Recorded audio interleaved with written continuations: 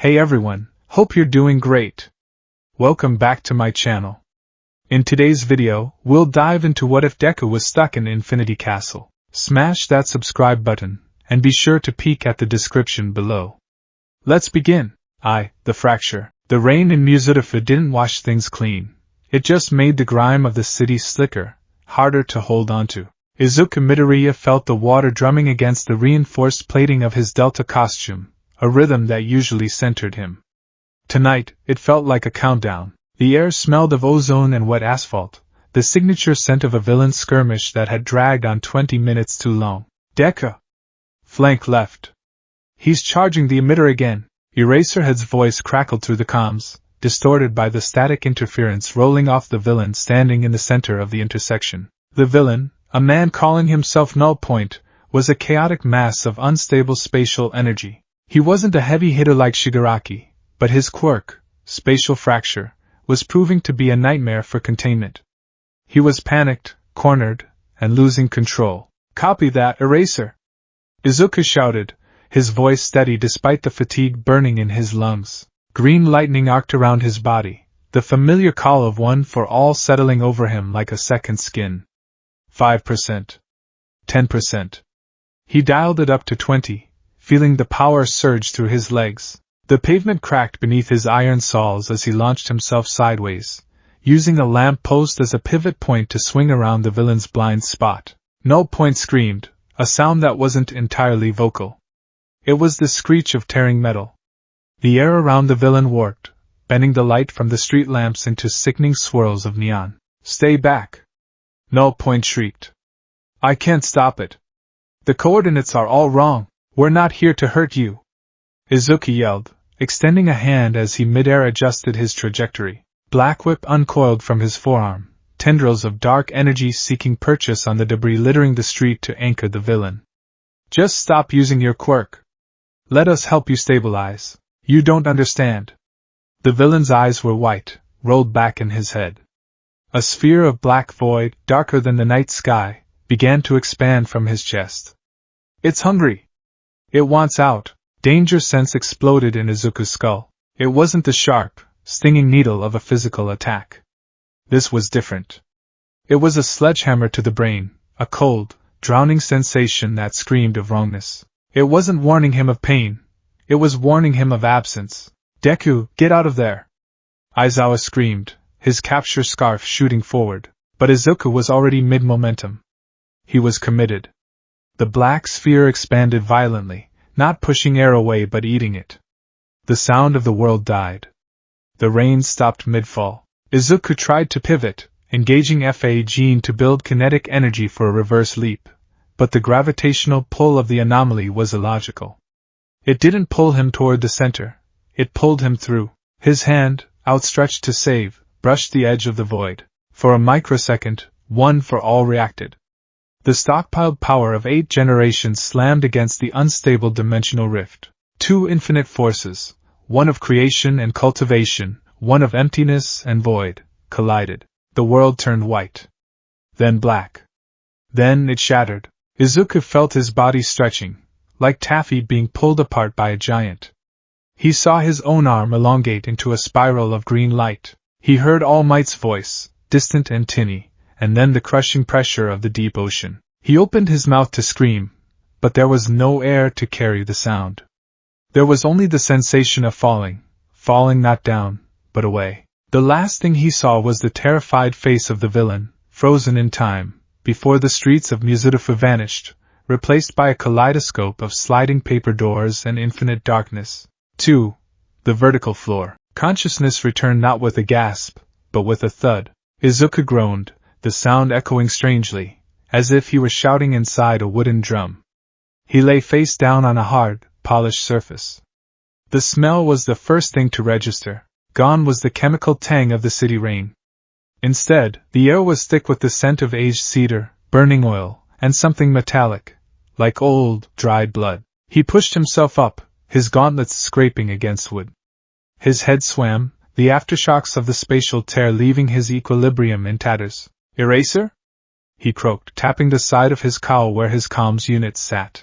Static. Not the white noise of an empty channel, but a heavy, oppressive silence. The device was dead. Uravity? Great explosion, murder god?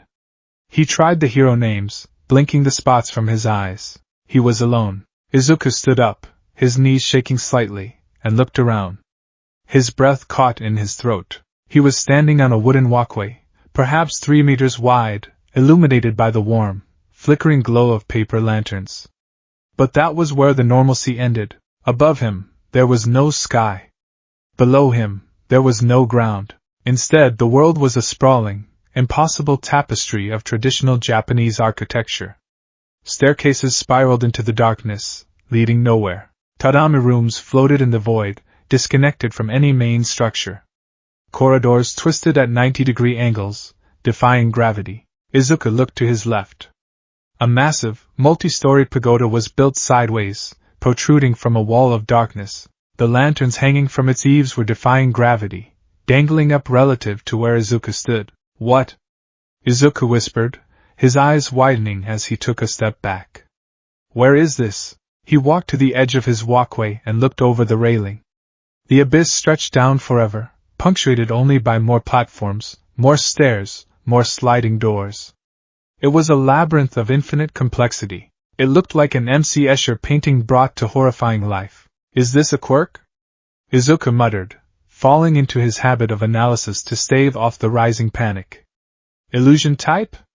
No, the tactile sensation on the wood is too real. The temperature is cool, consistent. Warp type? Did null point send me into a pocket dimension? He crouched, touching the wood grain. It was solid. Real. Danger sense was silent. That was almost worse than it buzzing. The silence felt heavy, like the breathless moment before a predator strikes. Hello? Izuku shouted, cupping his hands around his mouth. Is anyone there? His voice echoed. Hello, hello, hello. The echo traveled far, bouncing off the myriad surfaces, fading into the gloom. Then he heard it. Twang. The sound was sharp, resonant, and struck with absolute clarity. The sound of a biwa, a traditional Japanese lute. Before Izuku could process the source, the world lurched. It wasn't a tremor. It was a reorientation. The gravity shifted instantly. The walkway Izuku was standing on suddenly became a wall. Whoa! He plummeted. 1 second he was standing. The next, he was in freefall, the floor now vertical behind him. Instinct took over. Green lightning sparked around his body. Black whip shot from his right wrist, the black tendrils lashing out like vipers. They wrapped around a thick wooden beam of a floating balcony 10 meters away. GHH. Izuku grunted as the slack ran out, swinging violently through the air. He swung in a wide arc, his feet finding purchase on the balcony railing. He stuck the landing, crouching low, eyes scanning frantically. The gravity. It changed direction, he whispered, heart hammering against his ribs. Or the room rotated. But I didn't feel the rotation, just the fall. He looked up, or what was currently up. The walkway he had just been standing on was now a vertical pillar to his left. Twang. Another strum. This time, a massive cluster of rooms to his right began to slide. The sound of grinding wood was deafening, like the groaning of a dying ship. An entire wing of the castle slid horizontally, rearranging itself like a puzzle box, blocking the view of the endless dark. Izuku pressed his back against the paper wall of the balcony he stood on. This wasn't just a random dimension. Someone was controlling this. Think, Izuku, he admonished himself, his hand trembling slightly. You need intel. You need high ground. Or, whatever counts as high ground here. He closed his eyes for a second, reaching inward. Can you hear me? He projected his thought toward the vestiges of One for All. Usually, there was a sensation of presence. Nana Shimura's warmth, the first user's resolve, Banjo's energy. But now, their voices felt distant. Muffled. As if they were underwater. Careful. It was a whisper. The first user. Boy, the air here, it is stagnant, ancient. Who is doing this? Izuku whispered aloud. Blood. Nana's voice drifted through, faint and staticky. So much blood. The connection faded. Izuku gritted his teeth. Even the vestiges were being suppressed by this place. That meant this dimension operated on laws that actively conflicted with One for All. He stood up, adjusting his iron saws. He couldn't stay stationary. If the room shifted again, he might be crushed or thrown into a void he couldn't grapple out of. He began to run. He moved silently, utilizing the stealth techniques he'd honed during his rogue vigilante days. He kept his output at 5% to minimize the glow of the lightning. He leaped from a balcony to a suspended staircase, his boots making no sound on the lacquered wood. The architecture was maddening. He passed rooms with doors that opened into drop-offs. He saw hallways that twisted into spirals. And everywhere, the symbol of the eye. Painted on walls, woven into tatami mats. After what felt like an hour of running, Izuku stopped. He had found a larger platform, a central hub where several staircases intersected. He needed water. He needed a plan. He spotted a sliding door slightly ajar. A soft light emanated from within. Cautiously, Izuku approached. Danger sense gave a low, dull thrum, not an attack warning, but a general indication of malice. He slid the door open. It was a simple room. Tatami mats, a small table, a vase with a single flower, and 3 figures crouched over something in the center of the room. They were hunched, humanoid but distorted. One had horns protruding from his temples. Another had arms that were too long, dragging on the floor. Their skin was pale, corpse-like gray. They were eating. The wet, tearing sound stopped as the door slid open. 3 pairs of eyes turned to Izuku. The eyes were unnatural. Slitted pupils. Scara of red or yellow, and the smell hit him. It wasn't just the metallic scent of the castle anymore. It was fresh gore. The creature in the center stood up. It was wearing tattered robes that looked like they belonged in a history museum. Its mouth was smeared with crimson. A human? The demon rasped. Its voice sounded like grinding stones. Here? Izuku's eyes traveled down to what they were eating. It was a limb. A human arm, clad in the fabric of a demon slayer corps uniform. Though Izuku didn't recognize the uniform, he recognized the humanity of the victim. Bile rose in his throat. You! The demon with the long arms sniffed the air, its nostrils flaring. A look of intoxicating ecstasy washed over its twisted face. Oh! It moaned. Oh, this one is different. Rare blood? The horned one asked, stepping forward, drool dripping from its chin. Better, the long-armed demon hissed. He smells like sunshine. He smells like power. Izuku stepped back into a combat stance. These weren't villains. Villains had ideologies, or traumas, or greed. These things looked at him the way a starving man looks at a steak. What did you do to that person? Izuku asked, his voice low and dangerous. The horned demon laughed. We ate him. He was weak. A lost slayer who fell through a crack. It licked its lips. But you will grant us so much favor with the master. Master, I'm taking you into custody, Izuku said, the green lightning flaring brighter, illuminating the dark corridor. Surrender now. The demons blinked, then burst into chilling, raucous laughter. Custody? The horned demon shrieked. Is that a new breathing style? Custody breathing? It lunged. The speed was shocking. Faster than an average quirk user. In the blink of an eye, the horned demon was in Izuku's face, claws swiping for his jugular. Danger sense flared. Izuku ducked under the swipe, the wind of the attack ruffling his hair. He pivoted on his heel. Detroit smash. He pulled the punch, aiming for a knockout. He didn't kill. He was a hero. His fist connected with the demon's torso. There was a sickening crunch of breaking ribs. The demon was launched backward, smashing through the paper walls and tumbling out onto the walkway. One down, Izuku said, turning to the other 2. But to his horror, the demon he had just smashed was standing up. Its chest was caved in, a crater where Izuku's fist had landed. But as Izuku watched, the flesh bubbled. Bones snapped back into place. Muscles reknit themselves with a wet, squelching sound. In 3 seconds, the demon was healed. That hurt, the demon growled, its eyes glowing brighter. You hit hard for a human without a sword. Regeneration. High-speed regeneration. Super regeneration quirk? Izuku analyzed rapidly. No, it's too fast. Even the Noma weren't this fast without outside help. The long-armed demon scuttled across the ceiling, dropping down behind Izuku. My turn! Izuku backflipped, dodging the grab. He needed to immobilize them. Black whip! 5 tendrils shot out, wrapping around the 2 remaining demons in the room and the one on the walkway. Izuku clenched his fist, tightening the bind. You can't move, Izuku stated. Tell me where I am.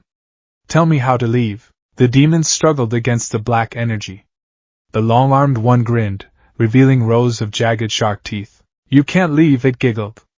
Nobody leaves the Infinity Castle unless Lord Musin wills it. Or unless you leave as dung. The demon's arms suddenly swelled, muscles ripping through its skin. With a roar, it snapped one of the black whip tendrils purely through brute force. What? Izuku recoiled.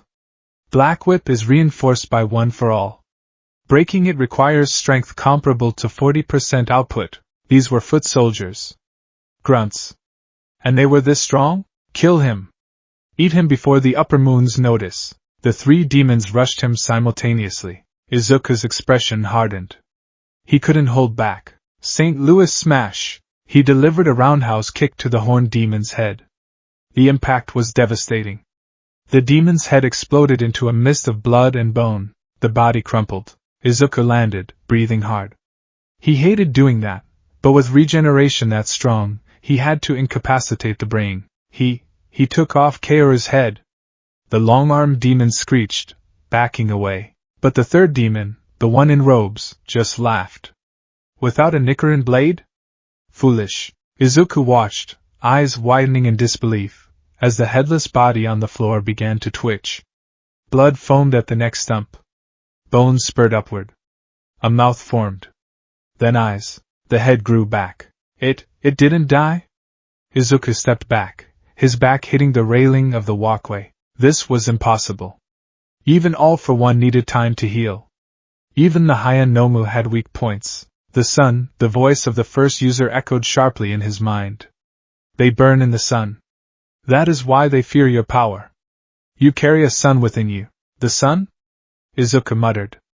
There is no sun here. Die. The horned demon, fully regenerated and enraged, leaped at him again. Izuku realized he couldn't win a battle of attrition. He had stamina, but they had immortality. He needed to retreat and rethink. Smoke screen! A massive cloud of purple smoke erupted from Izuku's gauntlets, filling the corridor and the walkway. The demons coughed, swiping blindly at the haze. Where is he? I can't smell him through this. Izuku was already moving. He vaulted over the railing, diving into the abyss below. As he fell, he fired a black whip upward, snagging the underside of the platform he had just left. He swung like a pendulum, launching himself toward a distant, dimly lit tower that seemed isolated from the main clusters. He landed on a tiled roof, sliding slightly before catching himself. He crouched in the shadows, heart racing. They don't die, he whispered to himself, wiping sweat from his forehead. Decapitation didn't work. Blunt force didn't work. They eat people. He looked at his gloved hands. They were trembling. This isn't a villain attack, he realized, the gravity of the situation settling on his shoulders like a lead weight. This is a predation zone. 3. The Labyrinth of Echoes. Time lost its meaning in the Infinity Castle. There was no day or night, only the eternal, flickering twilight of the lanterns. Izuku had been moving for what felt like hours, perhaps days. Hunger was starting to gnaw at his stomach, a sharp reminder of his mortality in a place that seemed devoid of it. He had encountered more demons. He avoided them when he could, using the stealth of smoke screen and the mobility of float. When he couldn't avoid them, he fought. He learned quickly. He learned that pinning them until the castle shifted was a viable tactic.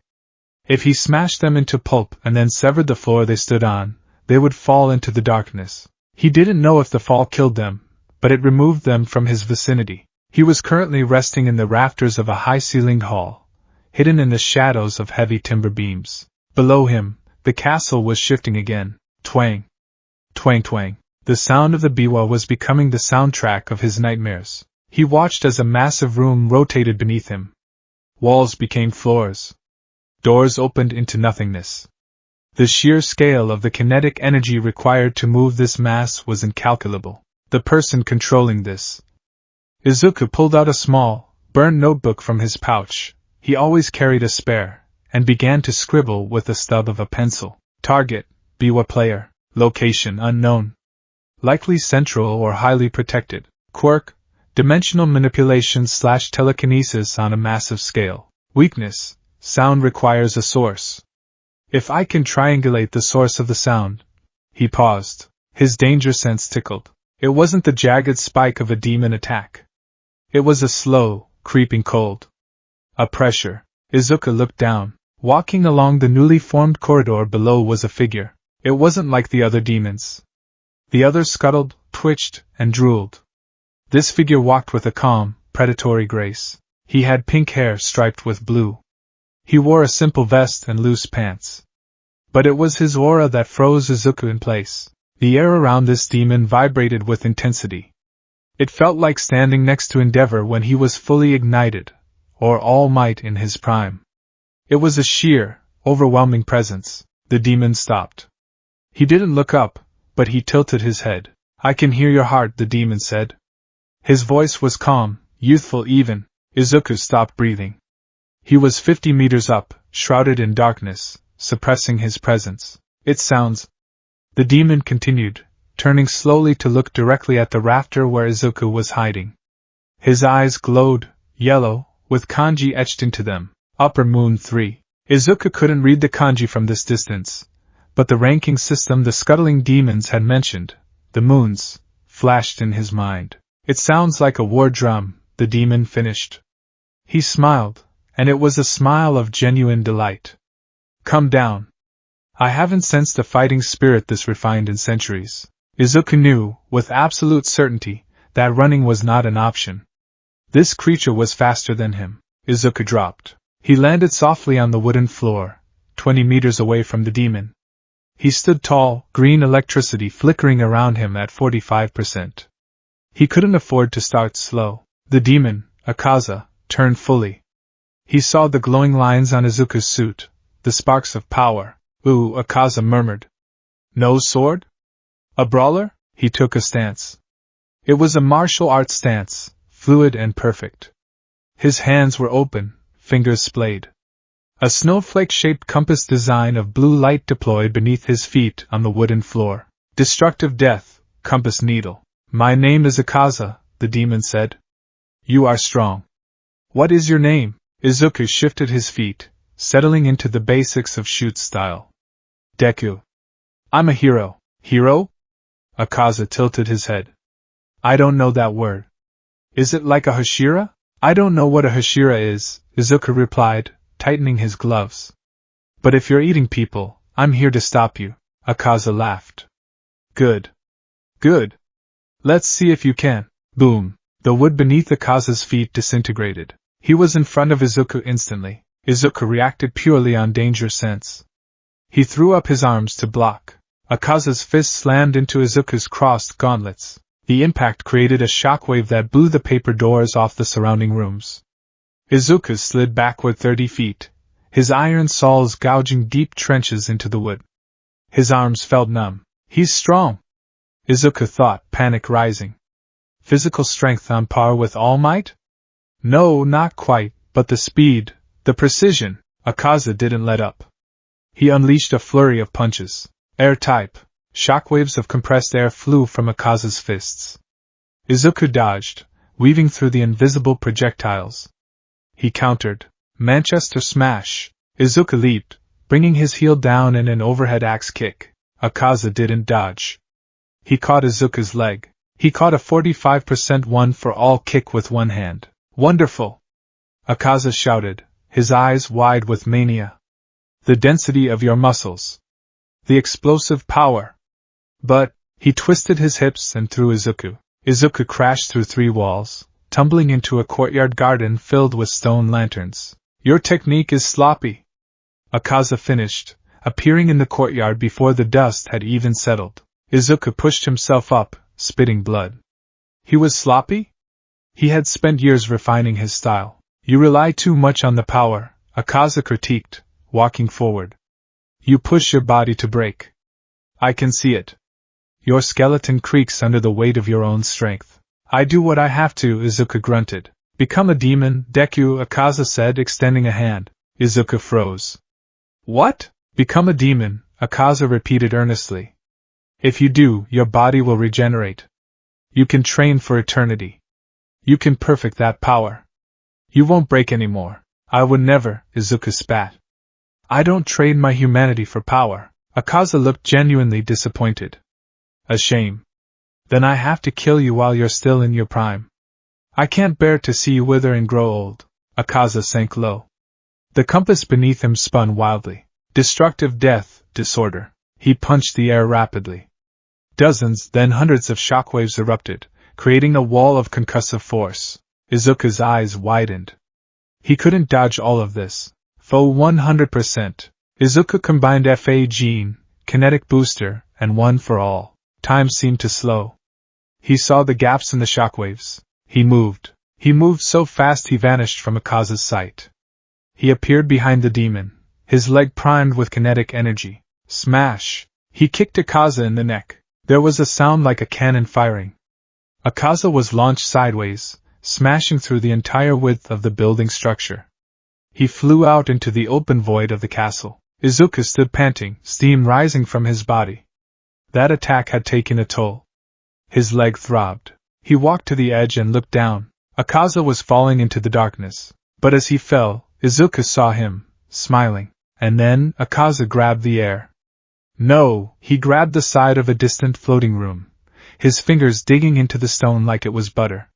He vaulted up, landing on a platform hundreds of meters away. He looked across the gap at Izuku. Even from this distance, Izuku could feel his excitement. Twang! The biwa sounded.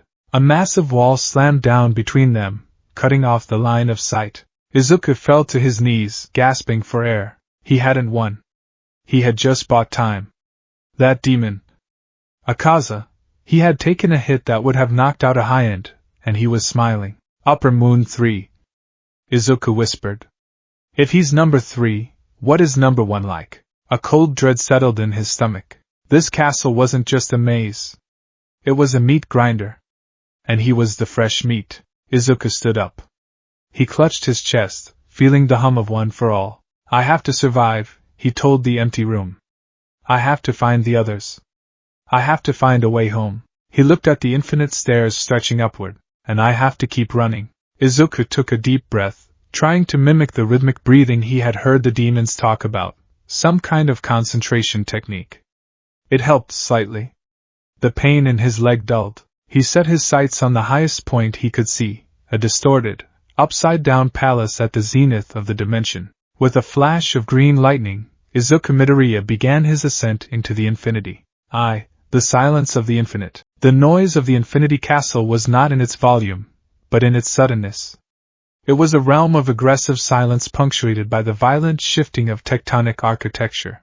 Izuku Midoriya sat huddled in the corner of a room that was currently sideways. Gravity had anchored him to what used to be a wall, and the tatami mats that were once the floor now loomed to his left like a textured cliff face. He was vibrating. It wasn't fear, exactly, though fear was certainly present, a cold stone in his gut, but a physiological reaction to the adrenaline dump of his encounter with the demon named Akaza. His muscles twitched involuntarily. The green sparks of One for All had faded, leaving him in the dim, amber gloom of the paper lanterns. He checked his supplies. His utility belt was intact. He had a few nutrient bars, a small flask of water, now half empty, his support gauntlets, scratched but functional, and his notebook, singed. Upper Moon 3, Izuku whispered, the words feeling heavy in the stale air. He opened his notebook to a fresh page, his hand shaking slightly as he began to write. The scratching of the pencil was the only sound in the vast, empty room. Entry 1, the hierarchy. The enemies are called demons Oni? They are not quirk users. Their biology violates conservation of mass. High-speed regeneration is standard, not a rare trait. Decapitation is ineffective unless what? The demons mentioned the sun. They fear it. This implies UV sensitivity on a cellular level, perhaps similar to xeroderma pigmentosum but weaponized. Izuku paused, chewing the end of his pencil. The one called Akaza. He called himself Upper Moon 3. This implies a ranking system. If he is 3, there are at least 2 stronger. He broke the sound barrier instantly. His durability withstood a 45% smash with minor damage that healed in seconds. He tracked me not by sight, but by fighting spirit. Is that a metaphor? Or a sensory quirk? Izuku touched his chest. The vestiges were quiet. The connection was static-filled, like a radio tuned between stations. He could feel the first user's anxiety, a low hum of warning, but no words came through. He needed to move. Staying still in this place felt like waiting in the stomach of a beast that was slowly digesting him. He stood up, his iron soles clicking softly on the hardwood. He walked to the edge of the room, which opened into a sheer drop. Below him, a complex lattice of stairways twisted in a double helix pattern. Danger sense isn't triggering, he muttered. That means no immediate intent to harm in the vicinity. But, he looked at his hands. They were scarred, crooked. I'm burning through stamina too fast. I can't keep using 45% for mobility. If I run out of calories, One for All will start eating my body for fuel. He needed to be efficient. He needed to adapt. He leaped. Using float, he drifted across the gap, landing silently on a suspended walkway. He moved deeper into the labyrinth, his eyes scanning for anything that broke the pattern of endless rooms. 2. The archive of lost things. Hours passed. Or maybe days. The biwa twanged periodically, shifting the route, forcing Izuku to backtrack or leap across new chasms. He found himself in a sector of the castle that felt older. The wood was darker, rotting in places.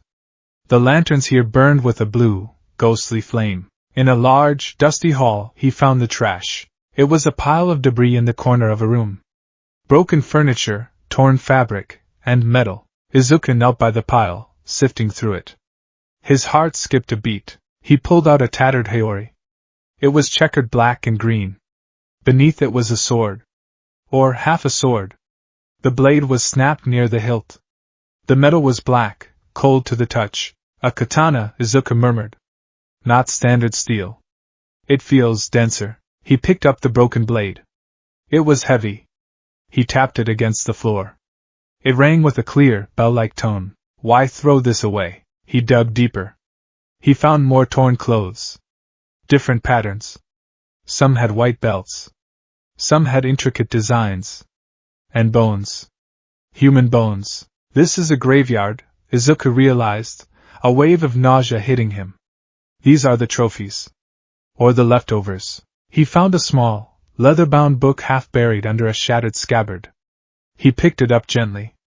The pages were yellowed and brittle. He opened it. The writing was in archaic Japanese, difficult to read, but Izuku's academic diligence at UA paid off. He squinted at the kanji. Day 4. We are lost. The demon with the drum rotates the room every time we get close to the scent. Sato is dead. Eaten. My blade chipped against the neck of a lower moon. I must focus my breathing. Total concentration. Constant. Keep the oxygen flowing to the extremities. Stop the bleeding. Total concentration, Izuku read aloud. Breathing. He flipped the page. The breath of water is fluid. It adapts. But here, there is no water. Only wood and void. I must visualize the flow. If I break my concentration, the fear takes over. The fear makes me rigid. Rigidity is death. Izuku lowered the book. Breathing styles. He thought back to his own training. At UA, they focused on muscle limiters, quirk output, and tactical application. Breathing was part of cardio, sure, but these warriors, they treated breathing like a power source. They didn't have quirks, Izuku realized, his eyes widening. They were quirkless. They fought these monsters with nothing but swords and breathing? He looked at the broken blade in his hand. If they could fight demons using just physical enhancement through breathing, could I apply that to One for All? One for All was a stockpile of power. It flowed through him like water, or sometimes, like a raging torrent. Controlling it required immense mental and physical discipline. When I use 100%, I hold my breath, Izuku analyzed. I brace my core. I tense up. That creates the explosion of power, but it also creates the backlash. The rigidity. He stood up, assuming a neutral stance. The diary says constant. Total concentration constant. Maintaining a heightened state of breathing 24/7, he closed his eyes.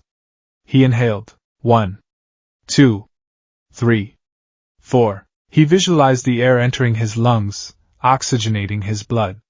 He visualized the stockpile of one for all not as a switch he flicked on and off, but as a circulatory system running parallel to his veins. He tried to draw out 5% of the power, but instead of activating it, he tried to breathe it into existence. Inhale. The green lightning sparked softly. Exhale.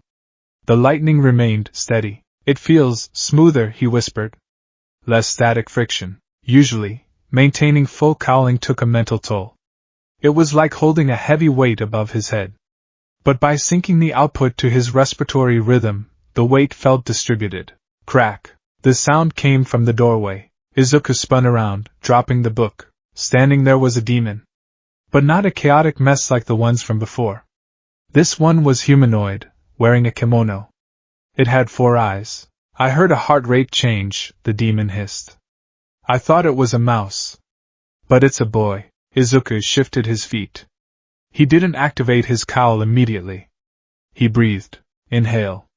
Oxygen to the legs. Who are you? Izuku asked. I am merely a hungry servant, the demon smiled, revealing needle-like teeth. And you are dinner, the demon lunged. Usually Izuku would have tensed. He would have slammed on the gas pedal of his quirk. Instead, he exhaled. Breath of. One for all? No, just flow. He moved. He didn't jerk into motion, he flowed. He slipped past the demon's claws with a minimal movement, stepping to the side as if he were water parting around a stone. Smash. He didn't punch. He used the momentum of his dodge to drive his elbow into the demon's back. The demon smashed face first into the floorboards. Fast. The demon grunted, scrambling up. But not fast enough. It unleashed a blood demon art. Shadow spikes. Sharp, distinct shadows shot up from the floor like spears. Izuku leaped. Float. He hung in the air, looking down. Breathing helps regulate the heart rate, he noted internally. It keeps the panic down. Danger sense is less overwhelming when I'm oxygenated. The demon looked up, confused. Why don't you fall? Gravity is just a suggestion here, isn't it? Izuku retorted. He dived. Manchester smash. He slammed his heel into the demon's neck. The head popped off with a gruesome sound. Izuku landed, exhaling a long, steady stream of white vapor. The head rolled away, cursing. I'll kill you! I'll regenerate and… Izuku didn't wait. He grabbed the demon's body and threw it off the balcony into the abyss. Then he punted the head in the opposite direction. Separation, Izuku noted. If they can't reconnect, it slows them down. He picked up the leather book again and tucked it into his pouch. I need to learn this, he decided. If I want to survive Akaza, I can't just be a battery. I have to be a lung. 3. The geometry of the hunt. The castle seemed to sense his resolve. The shifts became more aggressive. Rooms slammed together with the force of car crashes. Izuku moved through the chaos, practicing. Inhale. 10%. Jump. Hold. 15%. Grab. Exhale. 5%. Land. He was getting the hang of it. By tying the percentage output to his breath cycle, he could micromanage his energy consumption. It was like switching gears in a car instead of just flooring the accelerator. He reached a large, open area that looked like a temple courtyard, complete with a red torii gate that stood inexplicably in the middle of a wooden platform. And there, sitting on top of the torii gate, was Akaza. He was waiting. Izuku stopped 20 meters away. The air pressure dropped immediately. You're alive, Akaza said, smiling. He didn't look malicious. He looked like a friend greeting another friend at the park. It was disturbing. You're persistent, Izuku replied, settling into his stance. He breathed. Deep, rhythmic. Akaza's eyes narrowed. Oh? Something changed. He hopped down from the gate, landing without a sound. Your fighting spirit, Akaza said, pointing at Izuku's chest. It was jagged before. Noisy. Like a thunderstorm. Now, it's rhythmic. Like the tide. I'm learning, Izuku said. Good. Akaza laughed. Learn faster. Die later. Akaza stamped his foot. The snowflake compass deployed. Destructive death, compass needle. Let's see if your new rhythm can keep up with this, Akaza blurred. This time, Izuku didn't wait for danger sense. He watched Akaza's shoulders. He watched the shift in weight. He's aiming for the solar plexus. Izuku exhaled sharp and hard. 20% full cowling. He sidestepped. Akaza's fist occupied the space where Izuku's ribs had been a millisecond before. Izuku countered. A swift jab to Akaza's temple. Connect. Akaza's head snapped back. But before Izuku could follow up, Akaza's legs swept low. Izuku jumped, tucking his knees. Akaza's kick missed. They separated, sliding backward on the wood. Akaza touched his temple, where a bruise was already fading. His eyes were wide with glee. You dodged. You actually dodged without moving backward. You stayed in the pocket. I can't outrun you, Izuku said, sweat beading on his forehead despite his controlled breathing. So I have to outmaneuver you. Yes. That's it. Akaza shouted. Martial arts. Not just power. Show me more, Deku. He rushed again. This time, it was a barrage. Destructive death, void style. Akaza punched the empty air. Shockwaves flew at Izuku like cannonballs. Izuku weaved.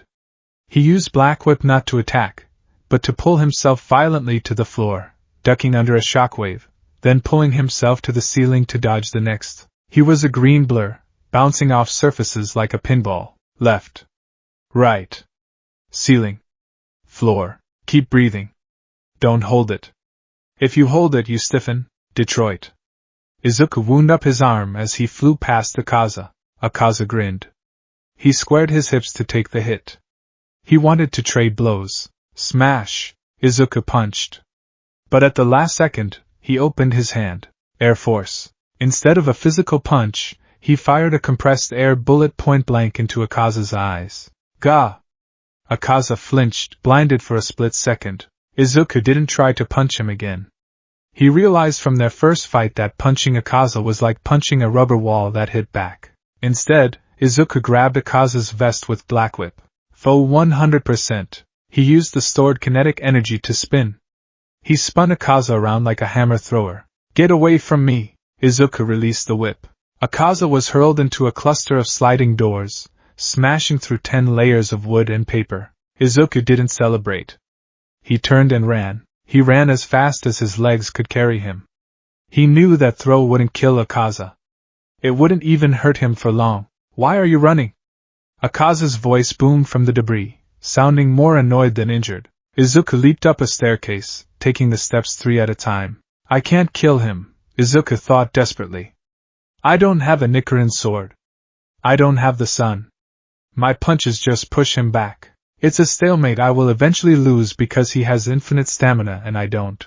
Danger Sense shrieked. Izuku threw himself forward, tucking into a roll. The staircase behind him exploded. Akaza was there, floating in the dust cloud. His skin was flushed, his veins bulging. Don't run, Deku! Akaza roared. It's an insult. Fight me until one of us is destroyed. I have a mission.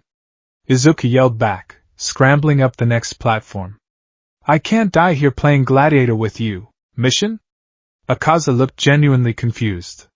What mission is more important than the honing of one's art? Than reaching the pinnacle of strength? Saving people? Izuku screamed. Akaza stopped. He looked at Izuku with a mixture of pity and disgust. Saving the weak? Akaza spat the word. The weak drag you down. They are anchors. You have the potential to be a god, and you shackle yourself to ants. That's why you'll lose, Izuku said, standing at the edge of a balcony. Because you don't have anyone to fight for. Akaza's expression darkened. The kanji in his eyes seemed to glow brighter. Don't speak to me of things you don't understand, Akaza whispered. The air around him turned blue with killing intent. He raised his hand. Destructive death, annihilation type. A massive ball of chaotic energy formed in his palm. Izuku's eyes widened. That looks like a condensed bomb. If that hits me, he couldn't dodge it. The radius was too big. Smoke screen! Izuku unleashed everything. He didn't just puff out a cloud. He emptied the tank of the 6th user's quirk. Thick, purple smoke exploded outward, filling the entire cavernous hall instantly. It was blinding, choking. Akaza hesitated. A smoke bomb? Childish. He fired the energy blast into the center of the smoke. Boom! The explosion rocked the castle. With splintered debris flew. The shockwave cleared a massive circle in the smoke. But Deku was gone. Akaza stood in the clearing, looking around. He closed his eyes, searching with his compass. Where is his fighting spirit? He sensed nothing. The smoke wasn't just visual cover. Deku had realized something during their exchange. Akaza tracked intent. He tracked the will to fight. In the smoke, Izuku had done the hardest thing possible for him. He had stopped trying to be a hero. He had stopped trying to fight. He focused entirely on running away. Pure, unadulterated retreat. Without the fighting spirit aimed at Akaza, the compass needle couldn't lock on. Akaza stood alone in the ruins of the staircase. He clenched his fist. Deku, he growled. You deny your nature. But you can't run forever. The castle is infinite, but my time is also infinite. He smiled, a terrifying, predatory grin. I will enjoy hunting you, for the weight of a soul. Izuku was miles away, or what passed for miles in this non-Euclidean nightmare. He was wedged inside a crawl space between two floors. He was shaking. Not from fear this time, but from exhaustion. Using smoke screen at that magnitude, combined with the full 100% and the constant full cowling, he was redlining. He pulled out his water flask. Empty. Problem, he croaked. He lay his head against the dusty wood. Why did Akaza feel so familiar? Not the demon part, but the words. The obsession with strength. Kaken. Izuku whispered. Akaza reminded him of Bakugo in his worst moments. The absolute drive for victory. The disdain for weakness. But Bakugo had changed. Bakugo had learned that saving and winning were two sides of the same coin. Akaza was what happened when that drive was stripped of humanity. Izuku closed his eyes, trying to slow his heart rate. Deep breath. In. Out. He needed to understand this world. The physical rules were broken, but the spiritual rules seemed amplified. The vestiges, he thought. Why can't I hear them? He focused. He visualized the dark room inside his mind where the previous users sat on their thrones. Usually, the door was open. Now, it felt like it was behind a thick wall of glass. He pushed against it with his mind. Can you hear me? Izuku. A voice. Nana Shimura. Nana! The air, too thick with malice. Her voice was strained. This man. Muzan, his blood is in the walls. It disrupts the connection. Muzan, Izuku noted. The boss. You must be careful. Another voice. The fifth user, Banjo. That pink guy. His power isn't a quirk. It's a curse. He's trading his soul for physics-breaking hacks. I know, Izuku projected back. I can't beat him in a straight fight. He heals too fast. Use the environment. The first user spoke. His voice was clearer than the others. This castle, it responds to the biwa, but it also responds to will. The space is fluid. You are a singularity of power in a world of void. Do not just move through the castle, make the castle move for you. Make the castle move? The connection snapped. Izuku opened his eyes. He looked at the wood grain inches from his nose. Make the castle move. He placed his hand on the floor. He channeled one for all, not as a punch, but as a vibration. A low, thrumming frequency. The wood groaned. It wasn't much. But he felt it. The structure wasn't dead matter. It was alive, in a way. Infused with the blood Nana mentioned. If he could disrupt that flow, maybe he could control his path. But that was a theory for later. Right now, he had a more pressing issue. He heard footsteps. Not the heavy stomp of a demon. Not the silent glide of Akaza. These were human footsteps. Uneven. Limping. Izuku squeezed out of the crawl space and dropped silently into a corridor. Ahead of him, rounding a corner, was a figure. It was a young man. He wore a uniform similar to the broken one Izuku had found, black, with a white belt. But this one had a yellow haori with white triangles. The boy was sobbing. Quietly, but hysterically. I'm going to die, the boy whimpered. I'm definitely going to die. Why did I come down here? Tanjiro, you idiot, where are you? Nezuko-chan. Izuku blinked. A human? A survivor? He stepped forward, lowering his guard slightly to not appear threatening. Excuse me?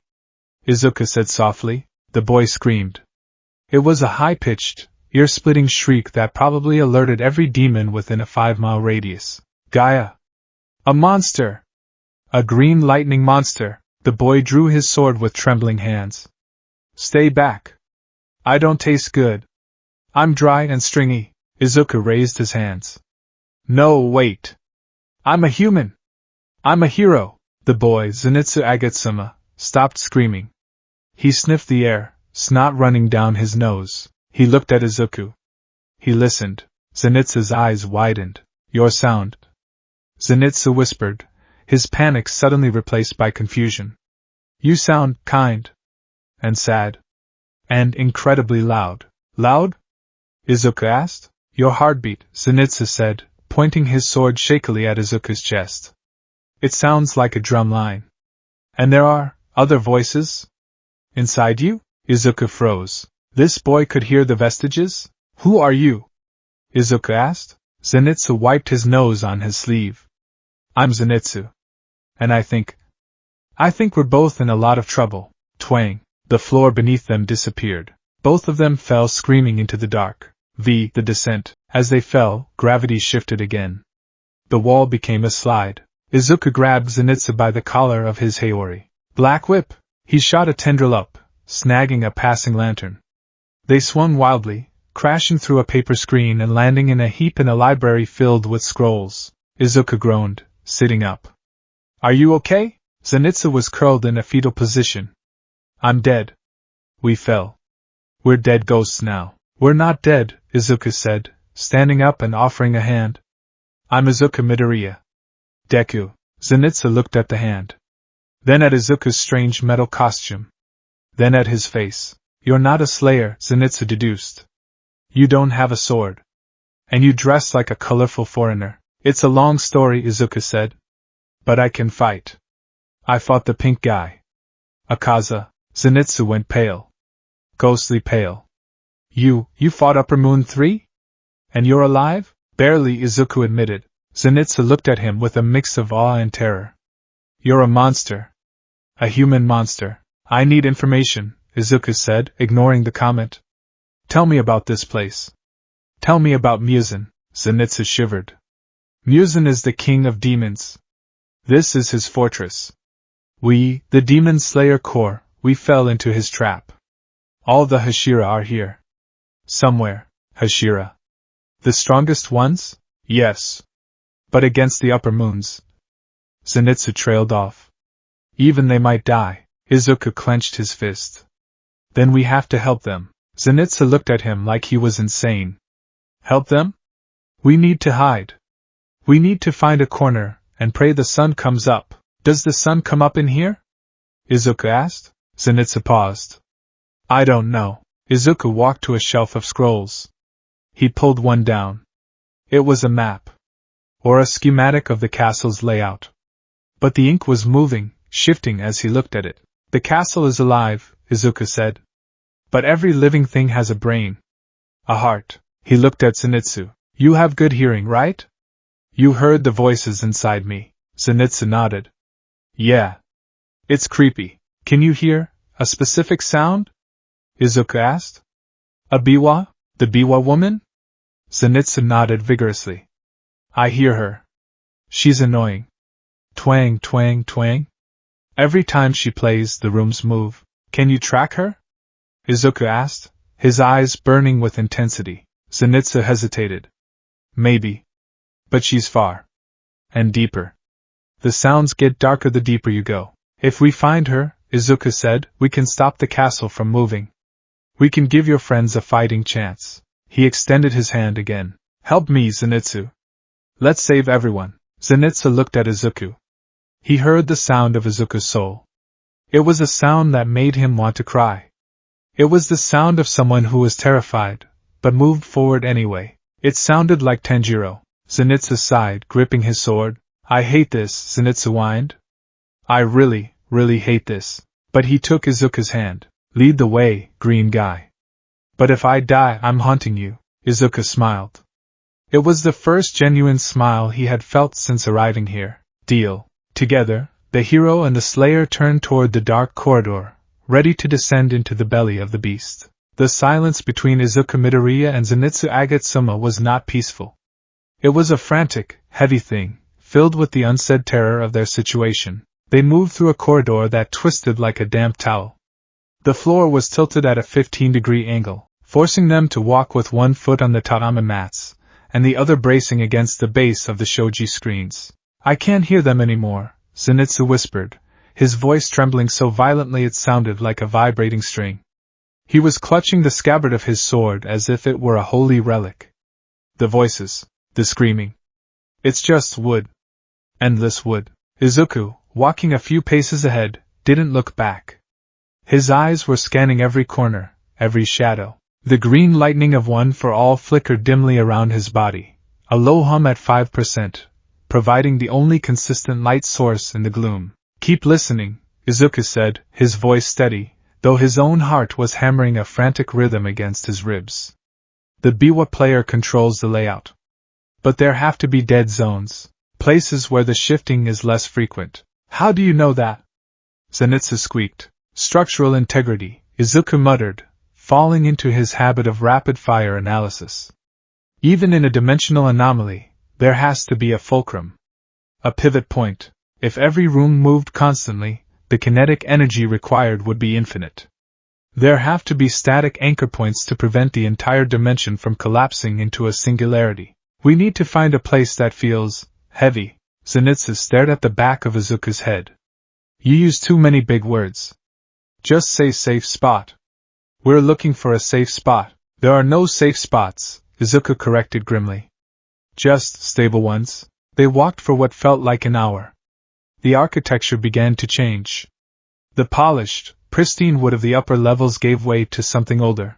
The timber here was dark, almost black, resembling ancient ebony. The smell of fresh blood faded, replaced by the scent of dust, mold, and old ink. Izuku paused. Danger sense was giving him a strange reading. It wasn't the sharp spike of immediate malice, nor the cold dread of Akaza's presence. It was a low, throbbing pressure, like a headache that wouldn't go away. Zenitsu, Izuku whispered.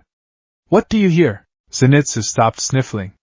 He closed his eyes, his ears twitching beneath his golden hair. Paper, Zenitsu whispered, his brow furrowing. Millions of pages. Sliding against each other. And breathing. But it's slow. Like a bear in winter. Which way? Zenitsu pointed a shaking finger toward a large, ornate set of double doors at the end of the hall. The doors were painted with faded murals of spider lilies. Izuku approached the doors. He placed a hand on the wood. It was cold. Ready? No! Zenitsu hissed. Absolutely not. Let's go back to the stairs. We can't go back, Izuku said, pushing the doors open. The stairs aren't there anymore. The doors groaned open, revealing a cavernous space that defied logic. It was a library. But to call it a library was an insult to the scale of it. It was a cathedral of knowledge. Shelves stretched upward into the infinite dark, spiraling like DNA strands. Books, scrolls, and tablets were crammed into every available inch. The gravity here was multidimensional. Izuku could see walkways twisting upside down in the distance, with piles of books resting on the ceiling, undisturbed. Floating in the center of the void, suspended by thick, ink-black chains, was a massive platform. It smells like preservatives, Izuku noted, wrinkling his nose. Formaldehyde and ink. I don't like it, Zenitsu whimpered, hiding behind Izuku. It feels like a school test I didn't study for, but the test eats you. Let's move, Izuku commanded softly. He used Black Whip to create a bridge, swinging them over the gap to the first spiral walkway.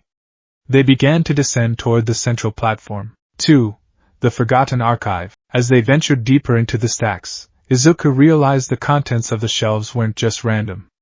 They were records. He pulled a scroll from a shelf as they passed. It was brittle. Taisho era year 4. The Village of the Rain. 43 casualties. No survivors. Demon confirmed. Lower. The drop in temperature. The transition was not gradual. It was a violent, atmospheric shear. One moment, Izuku Midoriya and Zenitsu Agatsuma were stumbling through a corridor that smelled of singed wood and ozone, the heat of the burning library still clinging to their skin. The next, they crossed the threshold, a simple shoji screen that should have led to another room, and the world turned blue. The air hit them like a physical blow. It was cold. Not the crisp, refreshing cold of a winter morning, but a stagnant, heavy chill that seeped instantly through clothes and bit into the marrow. Izuku's breath hitched, misting heavily in front of his iron mask.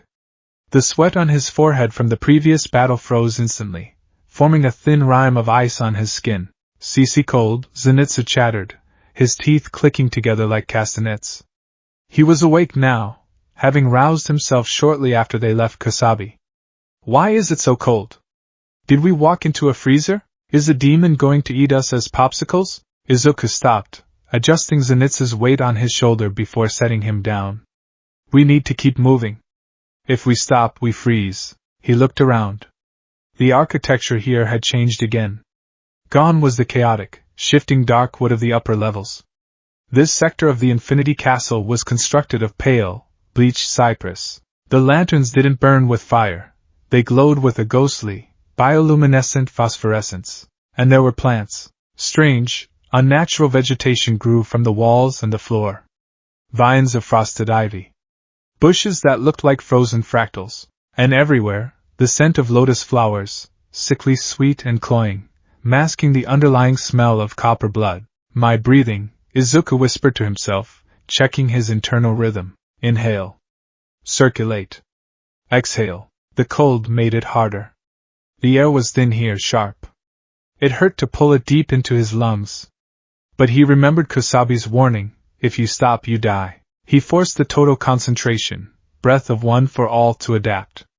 He visualized his blood not just as a river, but as magma, keeping his core temperature up against the encroaching frost.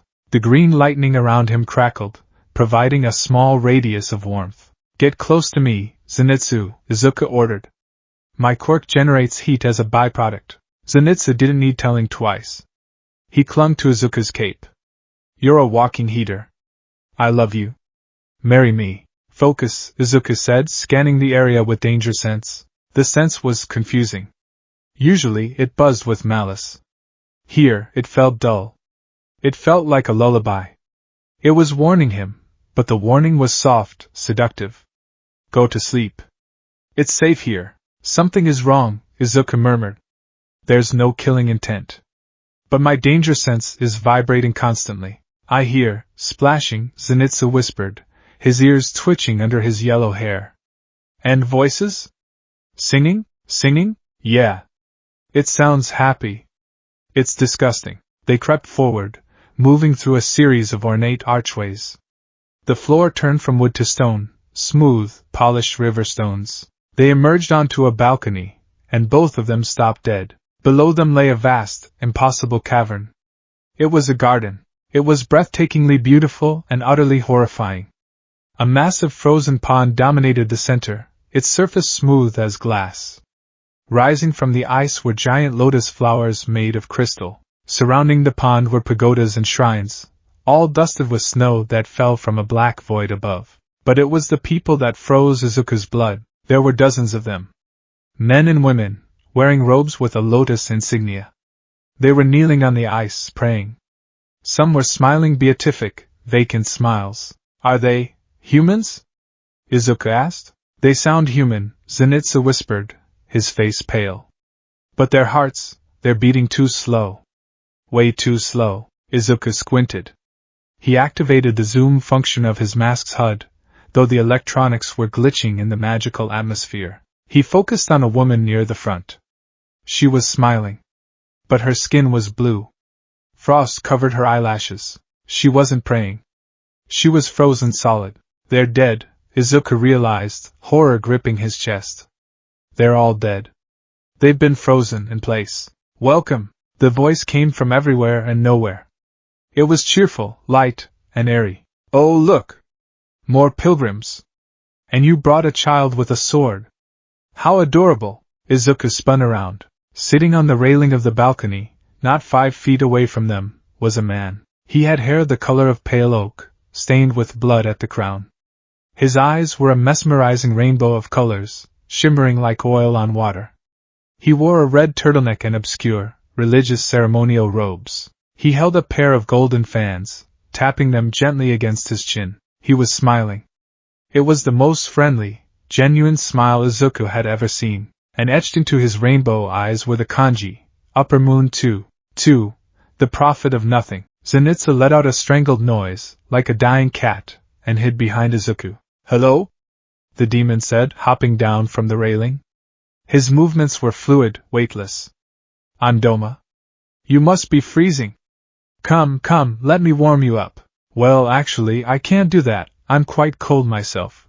But it's the thought that counts, right?" Izuku stepped back, dropping into a combat stance. One for all flared to 20%. "Stay back," Izuku warned. Doma blinked, looking hurt. "So aggressive. Why is everyone so violent today?" First the Kazudano comes crashing through the ceiling screaming about a green lightning boy, and now here you are. Doma leaned in, sniffing the air. "Ooh," he cooed. "You smell burdened. Heavy. So much responsibility for such small shoulders." He looked at Izuku with genuine pity. "You're a hero, aren't you?" Izuku didn't answer. He was analyzing. Akaza was pure violence. This guy, he's different. Danger sense isn't spiking because he doesn't have malice. He doesn't hate me. He doesn't want to hurt me. He looks at me like I'm a stray dog he wants to feed. "My name is Deku," Izuku said, keeping his voice steady. "And we're leaving." "Leaving?" Doma tilted his head. "But you just got to paradise. This is the eternal paradise cult. I'm the founder. We save people here." He gestured grandly to the frozen corpses below. "Look at them. So peaceful. No more pain. No more hunger. No more fear of demons. They are preserved in their happiest moment. Isn't that beautiful?" "They're dead," Izuku spat. "You killed them." "I saved them," Doma corrected gently, opening one of his fans to cover his mouth. "Life is suffering, Deku-kun. Pain, loss, aging, it's all so dreary. I simply stopped the clock. I ate the nutritious parts, waste not, want not, and left their beautiful shells to pray forever. It's the ultimate mercy." Izuku felt a wave of nausea. This was worse than Muscular. Worse than Overhaul. Overhaul saw people as subjects. Muscular saw them as toys. Doma saw murder as charity. "You're insane," Zenitsu squeaked from behind Izuku. Doma looked at Zenitsu. His rainbow eyes widened. "And you?" Doma clapped his hands. "You sound terrified. Your heart is beating so fast it might explode. You poor thing. Living in fear is terrible, isn't it? Let me help you. I can stop that heart for you. No more fear. Just silence. Don't talk to him," Izuku shouted. Black Whip exploded from Izuku's back. 6 tendrils shot forward, aiming to restrain the demon. Doma didn't move. He simply waved his fan. Clink. The air in front of him solidified. A wall of ice, intricate as lace but hard as diamond, materialized instantly. The Black Whip tendrils slammed into it and bounced off. "Oh, scary!" Doma laughed. "Is that a blood demon art?" "No. It feels different." He snapped the fan shut. "You know," Doma said conversationally, "I met a girl recently. A Hashira. Butterfly motif. Very angry. Small. She tried to poison me. Can you believe it? Poisoning a god?" Izuku saw Zenitsu stiffen. "Shinobu," Zenitsu whispered. "Shinobu-san." Doma tapped his temple. "Yes, that was the name. Shinobu Kocho. She was delicious. A bit spicy, with all that wisteria poison in her blood, but I managed. She's part of me now. So, in a way, she's in paradise too." The air around Zenitsu changed. The fear vanished, replaced by a low, static hum. "You ate her?" Zenitsu asked. His voice wasn't high-pitched anymore. It was deep. Hollow. "I saved her," Doma corrected. Crack. The stone beneath Zenitsu's feet shattered. "Breath of thunder," Zenitsu murmured, crouching low. "First form." "Zenitsu, wait!" Izuku yelled. "Don't rush him." But Zenitsu was gone. Thunderclap and flash sixfold. The yellow lightning zigzagged across the balcony. Zenitsu moved faster than the eye could track, bouncing off the pillars to build momentum. He aimed for Doma's neck. Doma smiled. Fast. He flicked his wrist. Blood demon art. Lotus vines. Vines of solid ice erupted from the floor. They didn't aim for Zenitsu. They aimed for the space where he was going to be. Zenitsu's blade met the ice. Sparks flew. The momentum was halted. Doma swung his other fan. A cloud of glittering dust puffed out. Careful, Doma warned cheerfully. Don't breathe. 3. The lungs of winter. Izuku saw the cloud. His danger sense finally screamed, a high-pitched shriek of imminent death. Zenitsu! Hold your breath. Izuku engaged Fa Gene. He burst forward, grabbing Zenitsu by the back of his Haori, and yanking him backward just as the gold dust settled over the area where the swordsman had been. The dust touched a stone lantern. The stone instantly frosted over, then cracked. What is that? Zenitsu gasped, struggling in Izuku's grip. It's not just cold, Izuku analyzed rapidly, his eyes darting to the floating particles. It's microscopic ice shards. If you inhale that, it'll shred your lungs. It'll freeze your alveoli instantly. Bingo! Doma clapped. You're smart. I like smart ones. Their brains have a lovely texture. Doma waved both fans, scattering lotuses. A blizzard of razor-sharp ice petals unleashed toward them. It wasn't a projectile attack, it was a wave. It covered the entire width of the balcony. We can't block that, Izuku realized. And we can't breathe near it. He looked at the void beyond the railing. Zenitsu, trust me. I don't. Izuku jumped. He wrapped his arms around Zenitsu and threw them both off the balcony, plummeting into the dark expanse above the frozen garden. Float. Izuku activated Nana Shimura's quirk. The sensation of gravity vanished. They hung suspended in the dark air, 50 feet away from the balcony. Doma leaned over the railing, looking disappointed. Flying? That's cheating, he called out. Come back. We haven't even discussed your conversion yet. Conversion? Izuku shouted back, positioning himself between Doma and Zenitsu. Yes. Doma smiled. Become a demon, Deku-kun. Akaza liked you, and I like you. Imagine it. You, me, and Akaza, best friends forever. We can travel the night, saving people, eating the best ones. You won't have to worry about protecting the weak anymore. You can just be free. Your freedom is death. Izuku yelled. You don't feel anything, do you? You're hollow. Doma's smile faltered for a fraction of a second. The rainbow eyes dimmed. Hollow? He tilted his head. I feel plenty. I feel joy. I feel sorrow for you humans. He raised his fans high. Blood demon art. Crystalline divine child. From the ice on the balcony, 5 small figures shaped like Doma rose up. They were made of ice, but they moved independently. Go get my new friends, Doma ordered. The ice dolls leaped. They didn't fly, but they created bridges of ice under their feet as they ran into the void, defying gravity. They're coming! Zenitsu screamed. Mini Domes! That's worse than the big one. Izuku gritted his teeth. I have to fight without breathing the air near them. He looked at his mask. It had a filtration system, but against magical ice? It might clog. Zenitsu, can you use your attacks in midair? If I have a surface to push off of, I'll give you surfaces. Izuku released Black Whip. He created a web of black energy, anchoring it to the distant pillars of the castle walls. Use the whips. The ice dolls closed in.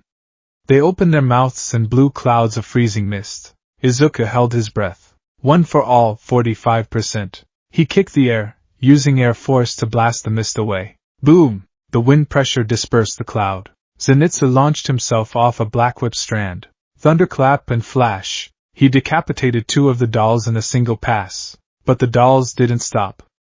The headless bodies kept running, swinging ice fans. They don't die unless the main body cancels the art.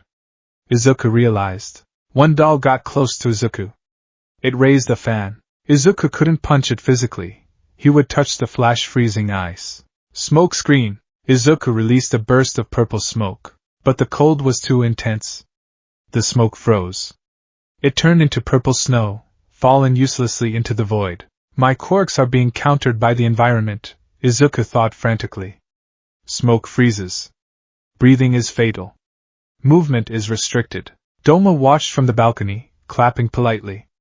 Wonderful! A flying trapeze act. He raised a hand. Blood demon art. Rhyme water lily bodhisattva. The pond in the garden below began to churn. A massive statue of ice rose up. It looked like a giant woman wearing robes. It was 50 feet tall. This is bad, Zenitsu said, his voice flat. That thing looks like a boss battle. The giant ice statue raised a hand and swiped at the air where they were hovering. The sheer displacement of air sent a shockwave that knocked Izuku and Zenitsu spinning. We can't fight that, Izuku yelled. We need to run. Run where? Zenitsu shrieked. We are floating in a void. Izuku looked up. Way up. He saw a cluster of rooms shifting near the ceiling of the cavern. Up there! Izuku grabbed Zenitsu. He engaged float to its maximum. We're going vertical. He shot upward. Doma sighed. Running away again? How rude, he commanded the bodhisattva. The giant statue opened its mouth and exhaled a blizzard. The cold chased them. It was a physical force, a white wall of death rising to consume them. Faster! Zenitsu screamed. My toes are numb. Izuku pushed one for all. He felt the ice crystals forming on his boots. His iron soles were freezing shut. I need a boost. Zenitsu! Kick my feet. What? Use your thunder breathing. Launch off my soles. Push us up. Zenitsu understood. He tucked his legs. Thunder breathing, first form. Kaboom. Zenitsu kicked off Izuku's iron soles. The explosive force of the thunder technique acted like a rocket booster. Izuku and Zenitsu rocketed upward, outpacing the blizzard by inches. The frost nipped at their heels, freezing the cape of Izuku's costume, which shattered into dust. They crashed through the paper walls of the ceiling structure, tumbling onto a tatami floor. Izuku didn't stop. He turned and fired a 100% Delaware smash at the floor they had just come through. The wind pressure collapsed the tunnel, sending debris raining down on the giant ice statue below. The cold truth. They lay on the floor of the new room, gasping. The air here was warmer. Still cool, but breathable. Izuku ripped his mask off. It was clogged with ice. He inhaled deeply, his lungs burning as they thawed. Are you okay? Izuku wheezed. Zenitsu was staring at the ceiling. Tears were streaming down his face. He ate her, Zenitsu whispered. He smiled and said he ate her. Izuku sat up. He put a hand on Zenitsu's shoulder. We'll stop him, Izuku said firmly. We won't just run next time. We'll find a way to neutralize his ice. How? Zenitsu asked, his voice breaking. He's a natural disaster. He's not a monster. He's a blizzard given human shape. Every quirk has a weakness, Izuku said, slipping back into his analytical mindset to cope with the trauma. Every blood art has a cost. He uses fans to spread the ice. If we take the fans, he creates ice from nothing, Deku, Zenitsu pointed out. The fans are just for show. He's mocking us. Izuku clenched his fist. The scroll Kusabi had given him dug into his side. Kusabi said the blue spider lily conquers the sun, Izuku muttered. Doma wants to save people by stopping their pain. By freezing them. He looked at his scarred hand. He's the exact opposite of One for All. One for All is about passing power on. About the future. Doma is about stagnation. About ending the story. Izuku stood up. I can't let him leave this castle, Izuku declared. If Doma gets to the surface, if he gets to my world, or your world cities, everyone dies, Zenitsu finished. Twang. The biwa sounded. The room tilted. They slid toward a door. Not again! Zenitsu cried. The door slid open. But instead of a void, or a monster, they saw mirrors. Hundreds of them. The hall of reflections. They tumbled into a long hallway lined with mirrors on every surface. Floor, ceiling, walls. Izuku stood up, seeing infinite reflections of himself. Infinite Dekus. Infinite Zenitsus. But as he looked closer, the reflections weren't syncing up. Some reflections showed Deku wearing his UE uniform. Some showed him in his Zeta suit. Some showed him, broken. bloody, and some showed figures standing behind him. Zenitsu, Izuku whispered. Do you see that? Zenitsu was staring at a mirror. I see. Gramps. I see Kaigaku. Izuku looked at his own reflection. Behind his shoulder, reflected in the glass, was a tall, skeletal man with sunken eyes and blonde hair. All Might? No. It was Yagi Tashinori. But younger, and beside him, a woman with dark hair and a cape. Nana Shimura. They weren't ghosts. They were vestiges. Izuku. The voice didn't come from his head this time. It came from the mirror. The barrier is thin here. Nana's reflection spoke. Her lips moved in the glass. Nana? Izuku stepped forward, touching the cold surface. Muzin's control weakens in the spaces between spaces. The first user appeared, his white hair flowing. Doma represents the void. You are now in the space left behind by his nihilism. We met him, Izuku said. He's strong. I couldn't fight him. You are not meant to fight him yet. The fourth user, Haikage, said. You are a brawler. He is an elemental force. You need to master the output. Suddenly, the reflection changed. The vestiges vanished. In the mirror, a new figure appeared. A man in a black suit. Pale skin. Plum red eyes. A fedora. Muzin Kibutsuji. He wasn't in the room. He was projecting himself through the mirrors. I see you, Muzin's voice echoed from the glass. It was smooth, aristocratic, and terrifying. Izuku froze. Zenitsu stopped breathing. The boy with the sun inside him, Muzin mused. And the noisy thunder brat. Muzin's eyes bore into Izuku. Doma played with you. Akaza tested you. But I am curious. The mirrors began to crack. What are you? Muzin asked. You are not a demon. You are not a slayer. Your blood.